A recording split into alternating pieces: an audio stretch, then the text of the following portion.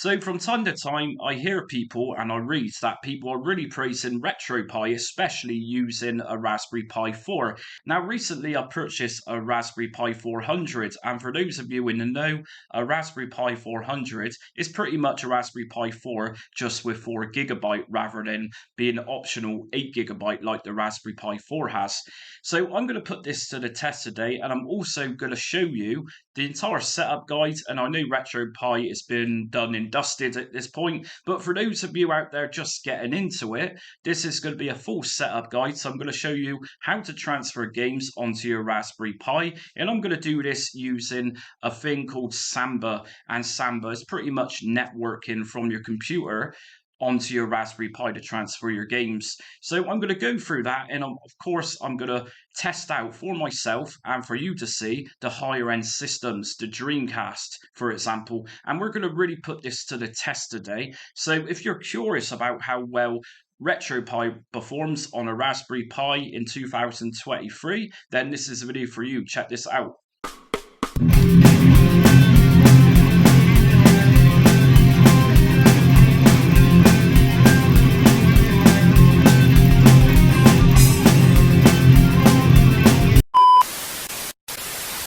Okay, so first thing is first, like I always say, if you enjoyed today's video, do hit notifications and make sure to subscribe and also hit like. I'm always uploading retro emulation content and I've got a lot on my channel. So what we're going to do first is we're going to head over to Raspberry Pi. Just here, and we're going to download what's called the Raspberry Pi Imager. So if we download this, and of course using Windows 11, and we're going to download Imager and then open this up. And if you get a little prompt saying make changes to your device, just simply click on yes. And this is going to bring up a little installer. Now, one of the things which is really good nowadays of installing onto a Raspberry Pi is that we do have this imager, and we can actually use this software to automatically download our RetroPie system. So just check this out. If we go to operating system, choose OS, and what I'm going to do from here is just drag this down to emulation in game OS. And as you can see, we got RetroPie. Now, if you're new to my channel and you've not seen, I've already covered the Recalbox and Lacquer, and they're going to be in my playlist. So check those out if you're curious how well Raspberry Pi performs using these two front ends. But we're doing RetroPie, so left click. And here we have a selection of different Raspberry Pi models that you can use RetroPie on. So whatever it is you're using, select the one. But for this, I'm going to be using the Raspberry Pi 400. And like I say, Raspberry Pi 400 is essentially a Raspberry Pi 4. Okay, so we're going to select this one and choose storage. Now for this, I'm going to be using a 16 GB micro SD card. So I'm going to plug this into my laptop. And as we can see, I've already got something on this micro SD card, which is fine. We don't need to do anything at this point. We can just close that here. And if we go to choose storage, as we can see, I've got my SD card here mounted. So I'm going to select this one, and I'm simply going to press on write. And all existing data is going to be erased. So at this point, make sure you've got nothing important on your micro SD card. And I'm going to press yes. And as we can see, this is now working. You should have a window pop up. And if we go back to the Raspberry Pi Imager, we can see it's writing. Now be patient, this bit can take a little bit of time to write to your SD card and flash that image.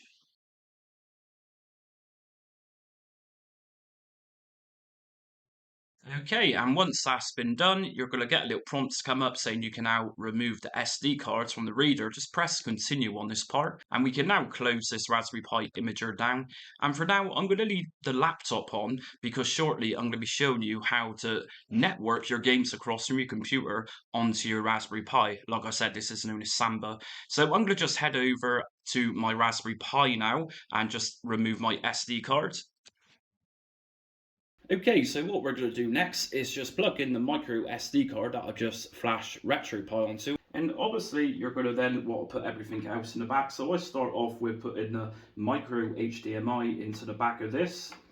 And if you've got a controller, I'm using a PS3 wireless controller, now is your best time to do this. So just plug in your USB controller and we can now finally power this on. So let's go ahead and power this on.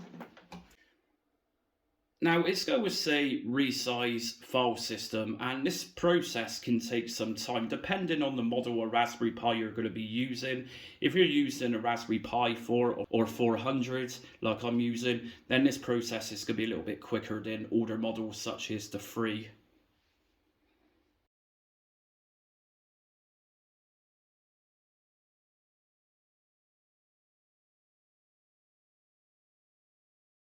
And we are now in, and the first prompt you're going to see on Retropie is configuration for your controller. So like I say, I've got my PlayStation 3 controller plugged in here, and I'm going to just hold down on a button like it says, and it's now detected my PS3 controller. So this is a process of just corresponding your controller buttons with how it says on the screen. So D-pad up, down, left, right, start, select.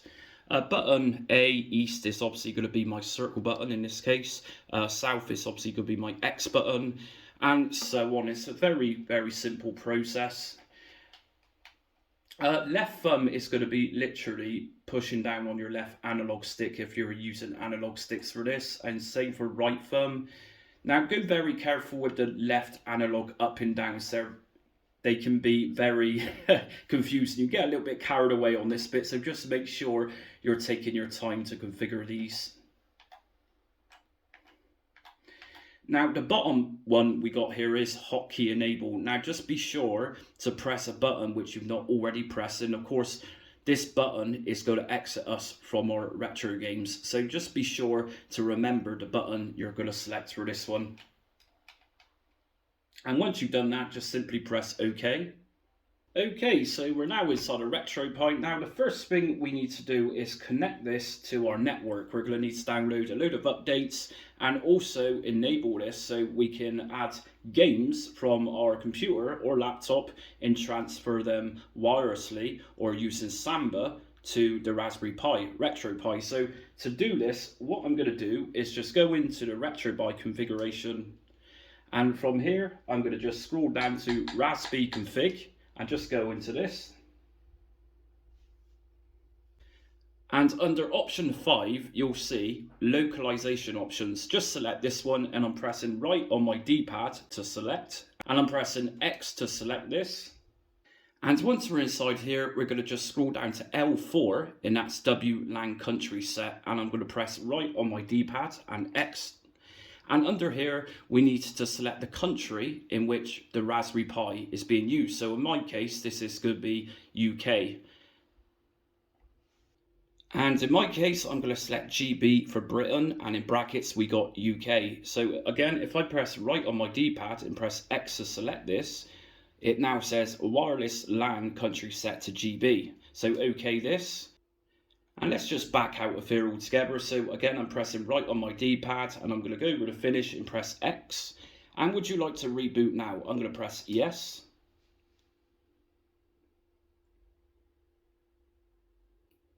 And just let Retropie boot back up. It shouldn't take too long.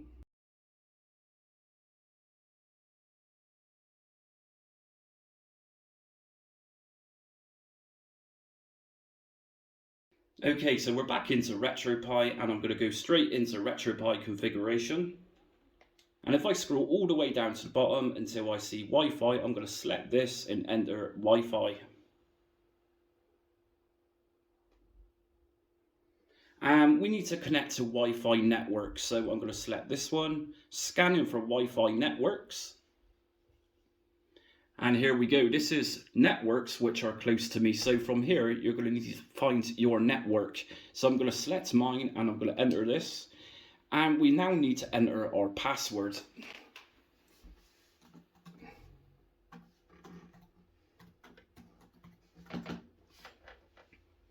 So once you've entered your password, just scroll down to OK and select that. Okay, so we're now connected. So we're going to exit this by pressing D-pad, right on D-pad, exit. And we're now going to update everything. So to do this, what we're going to do is go to Retropie setup.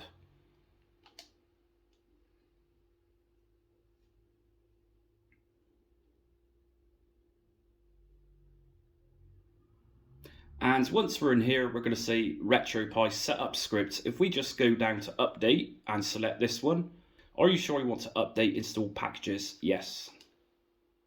And this is going to fetch us the latest of Retropie. Now in this case, this has the latest version of Retropie setup script. So I'm going to just press OK. And if you do have updates, just let it do its thing. Sometimes it can take a very long time. And if we press OK on this, it's now going to go ahead and install different packages that we need. So just press OK on this.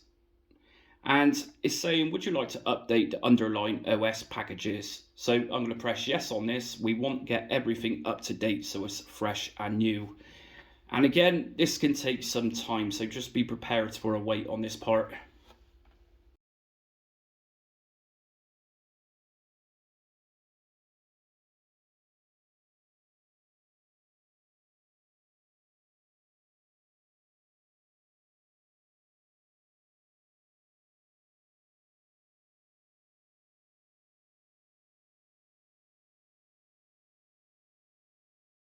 Okay, so once those packages have been updated, everything is updated. So we can just exit out of this, and I'm going to press on my controller to do this.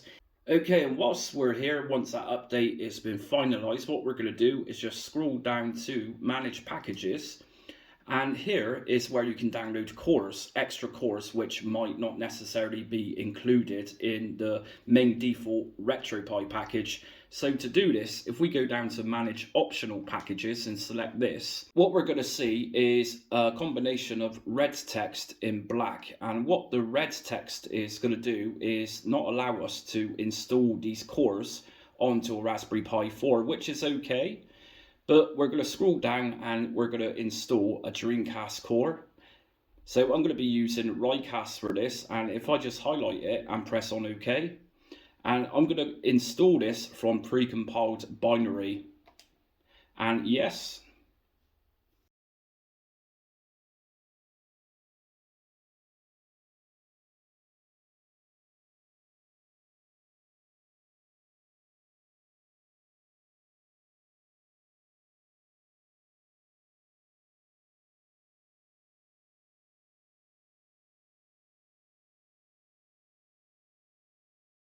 So RPi is now installed, and what I'm going to do is just back out of here by pressing right on my D-pad and pressing back. I'm also going to be downloading the PPSSPP. So again, I'm going to go to install from precompiled binary and press OK. Are you sure you want to install from precompiled binary? Yes.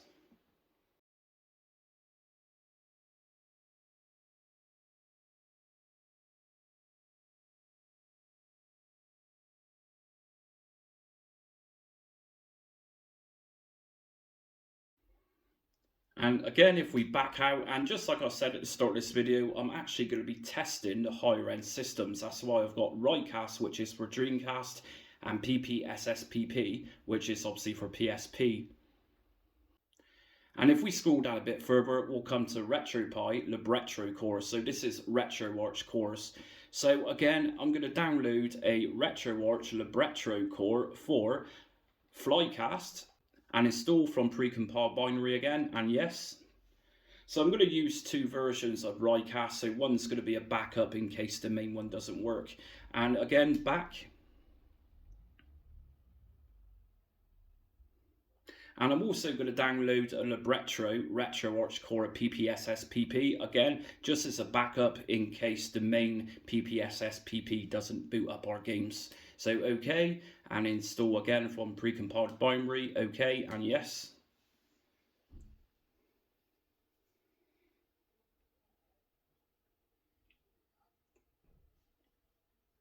And back out again. So I've now got PPSSPP and Dreamcast cores installed, as well as RetroArch cores. So I'm going to back out of here and back out again and back out again by pressing exit. Now, next thing I need to do is set up Samba. So, like I've been saying, Samba is an option that Retropie has, so we can transfer games from our computer onto the Retropie. So to do this, I'm going to just scroll up to Raspberry config and enter into this.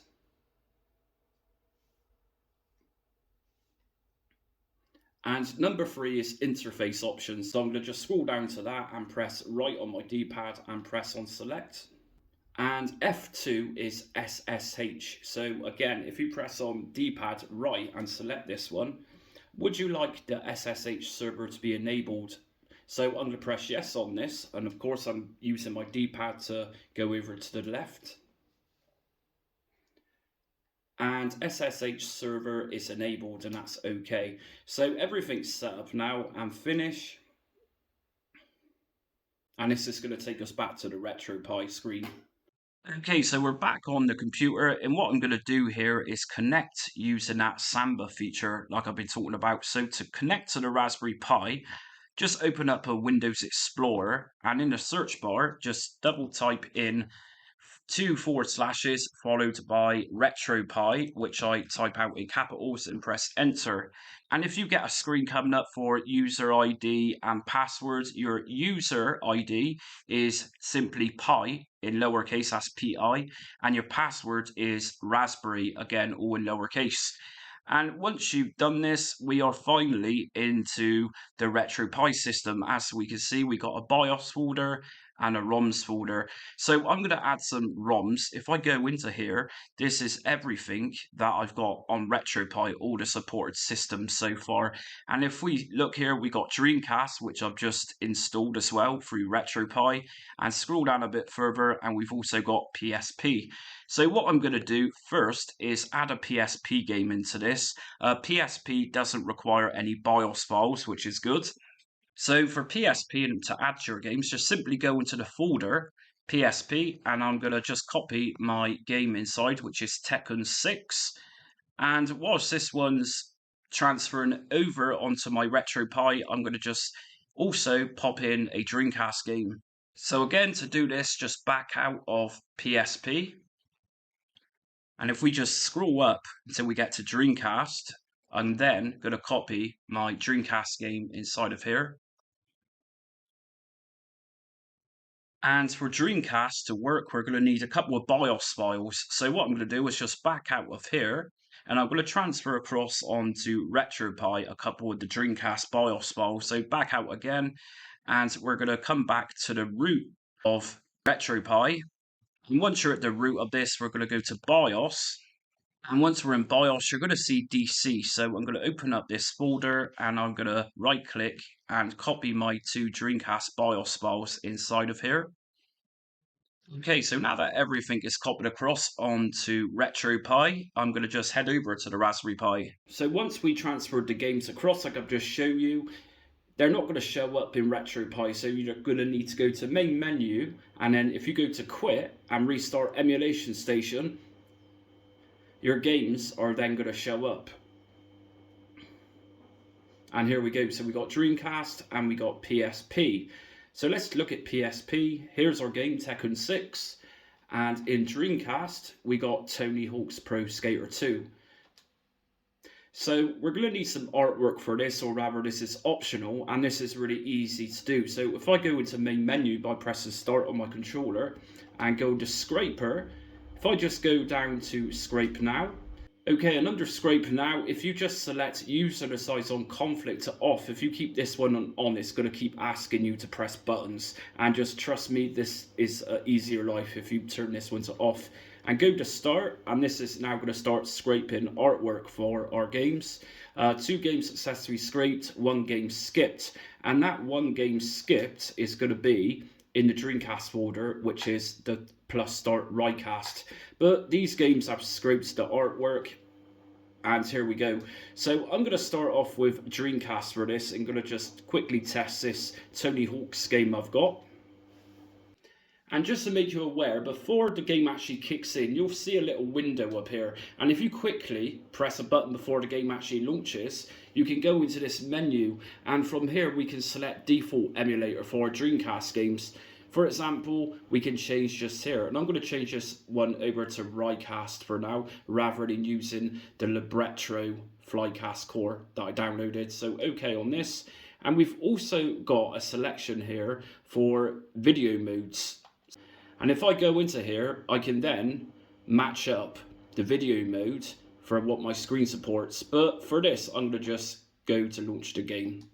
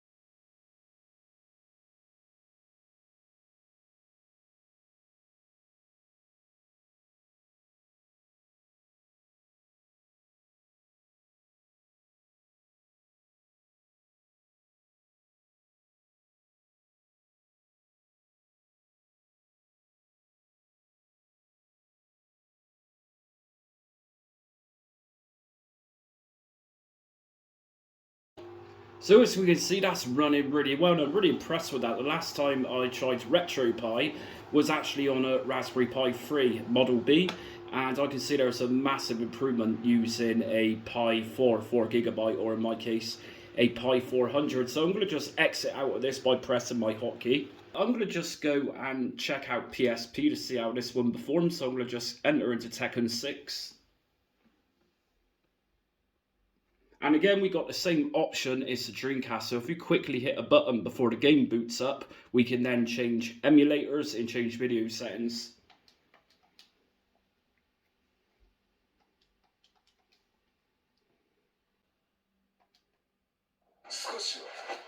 Round one. Fight.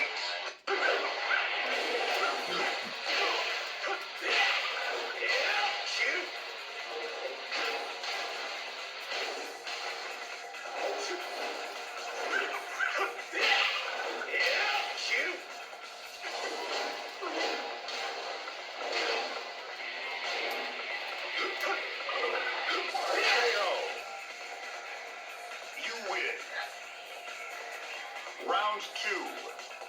Fight.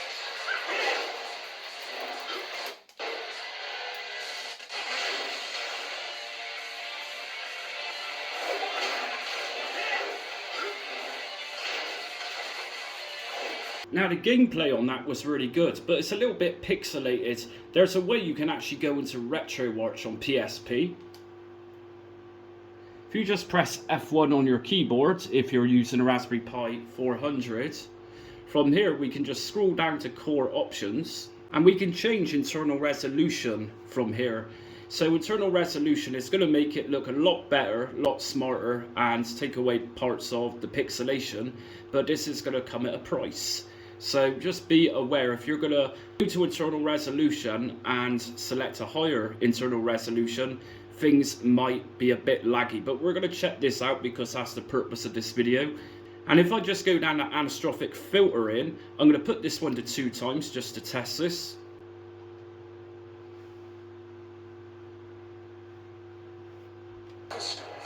Round one.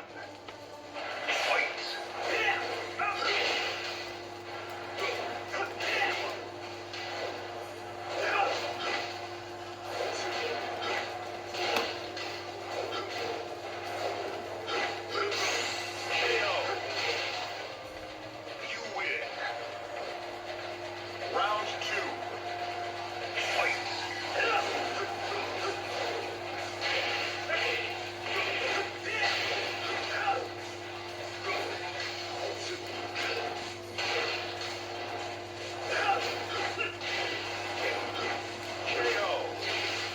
So just changing those settings on my Pi 400, the game still plays really nicely. There's no lag on it, and bear in mind I've changed the internal resolution, plus I've added anti-aliasing by 2 times on that. So next thing I'm going to do is put this to the ultimate test. Does this thing run GoldenEye 007 on N64? So I'm going to just pop over to my laptop again and just transfer this over. So again, on my laptop, or if you're using a desktop, whatever, all you need to do to transfer games is simply just 2 forward slashes and then Retropie in capitals. And again, we're now into the Retropie system, so we're going to go to ROMs, and I'm going to just scroll down to N64 and paste in my GoldenEye game. So with that done, I'm going to check this out now on the Raspberry Pi 400. Okay, and again, what we need to do is just go to main menu and quit and restart emulation station, really restart, yes. And when this boots back up, we should now see N64 appear. And there we go, Nintendo 64. So if I go into this, we got GoldenEye 007, and just like the other 2 cores, we've got this option appear where we can change emulators to boot from.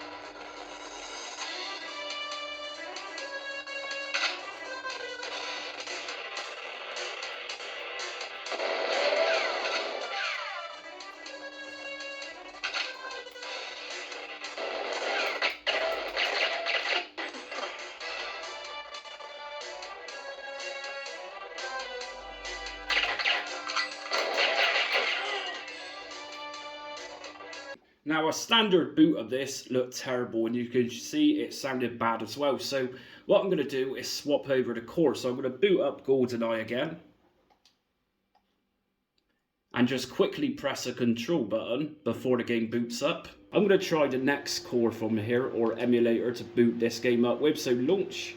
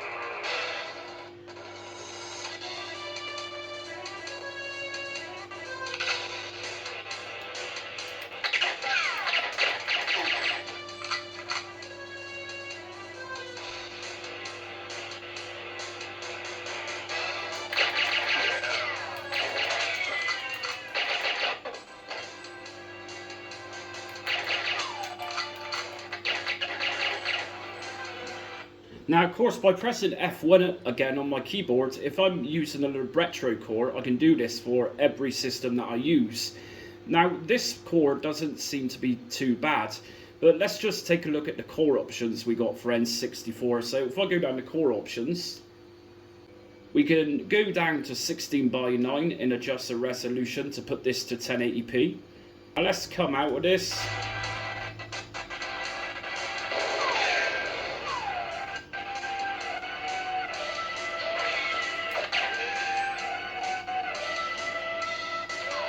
Now, we all know that GoldenEye seems to be a really problematic game to load most of the time. That's why I've chosen GoldenEye. So there's a good likelihood most other N64 games are going to run fine on the Pi 4 or Pi 400.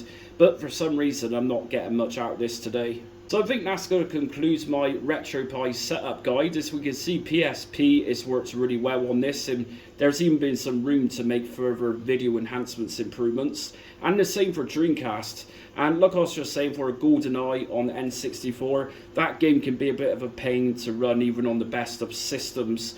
So would I recommend RetroPie in 2023, having set everything up?